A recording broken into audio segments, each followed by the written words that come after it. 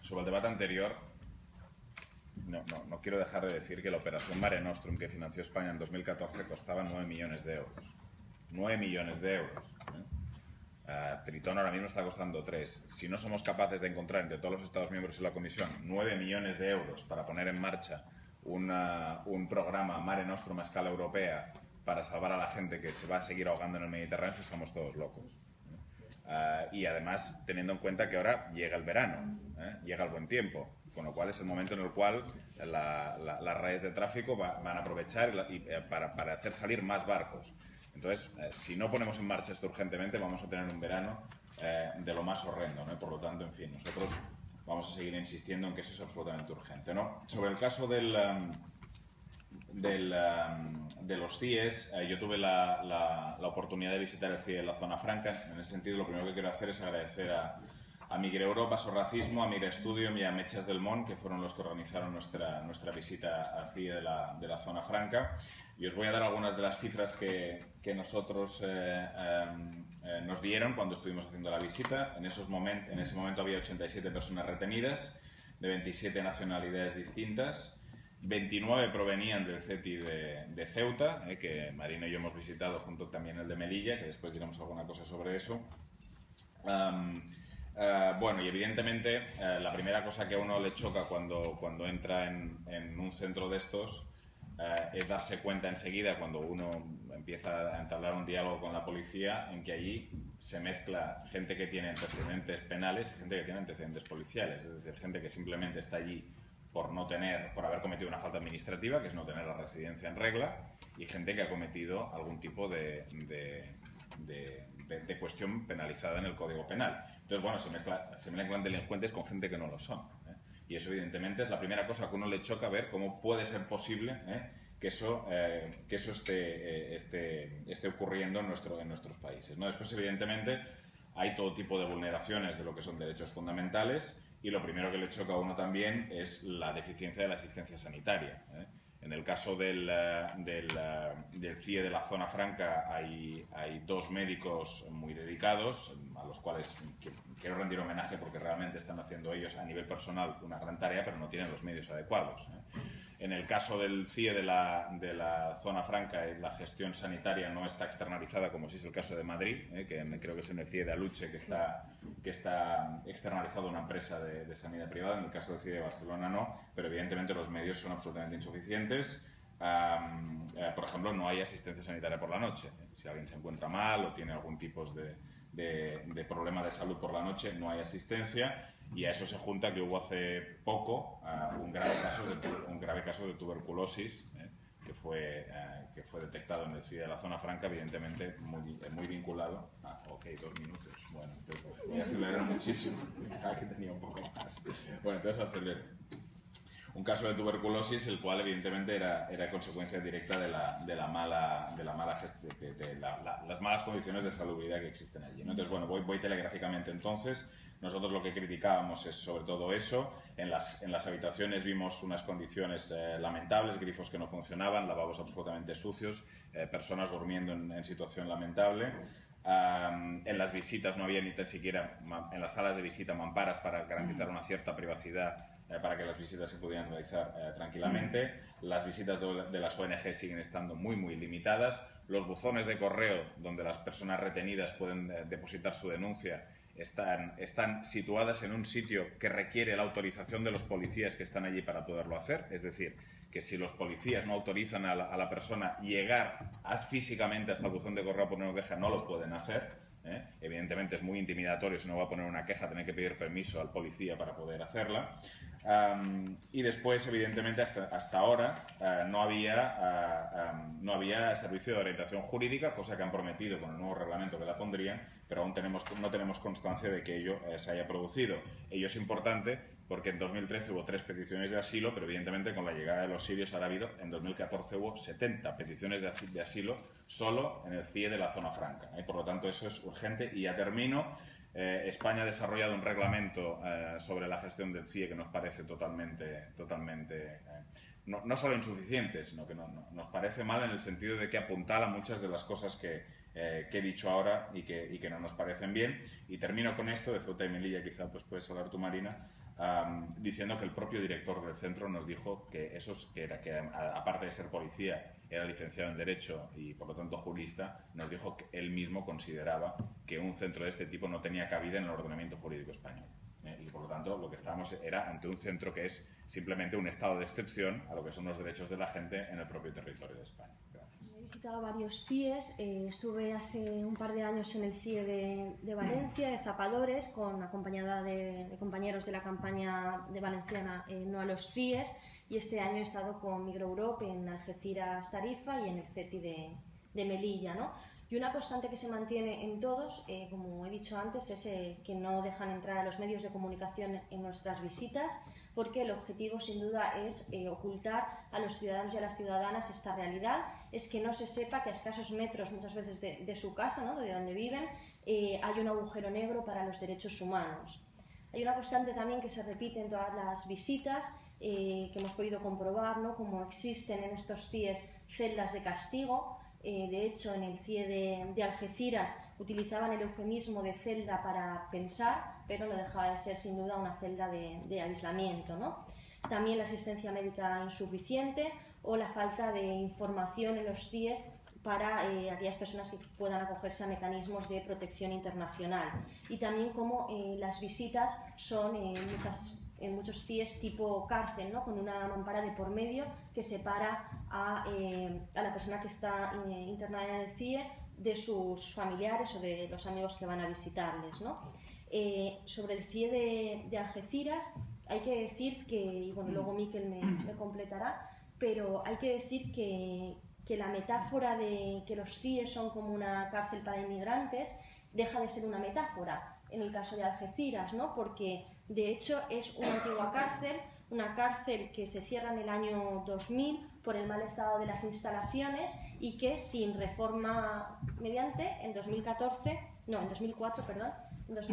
se abre como CIE, es decir, pasa de ser cárcel a ser CIE sin ningún tipo de reforma, ¿no? Por lo tanto, estamos hablando de un centro que incumple la premisa de que no sea un centro penitenciario, ¿no?, porque tiene módulos aislados, tiene rejas por todas partes, las visitas, como digo, son con mamparas, y bueno, y realmente eso es inadmisible, ¿no? Sí, que en este caso es una cárcel en todos los sentidos.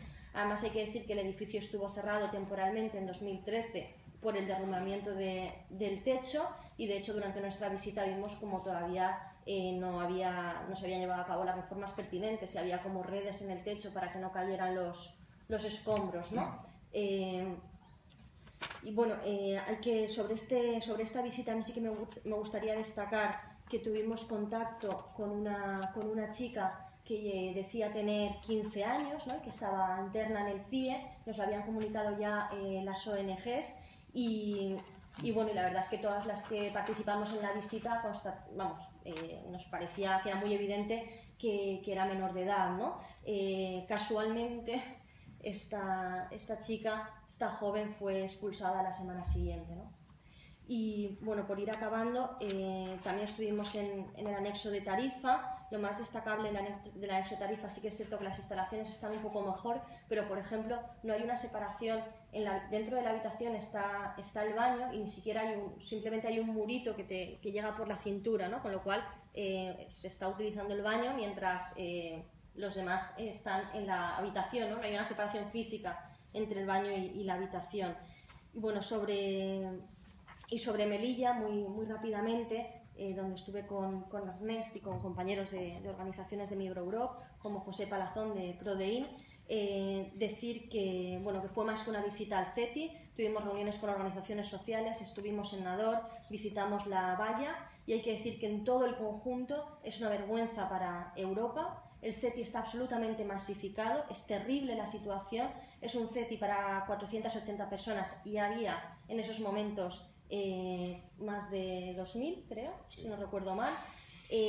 Todas las salas se habían convertido en habitaciones improvisadas, había tiendas de campaña en el patio, las personas estaban amontonadas literalmente en el CETI de Melilla las condiciones eran de insalubridad total, porque evidentemente no daban, los baños no daban más de sí, las duchas tampoco, no hay profesionales suficientes para atender a todas las personas que están allí, por lo tanto están desbordados y por tanto es imposible que se puedan detectar, por ejemplo, casos de trata, ¿no? Porque no hay personal suficiente para tanta gente.